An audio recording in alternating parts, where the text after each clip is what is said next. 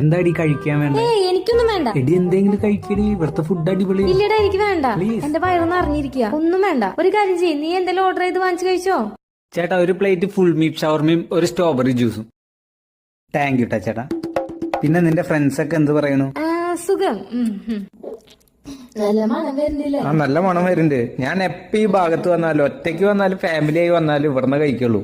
അത്രയും സൂപ്പറാ.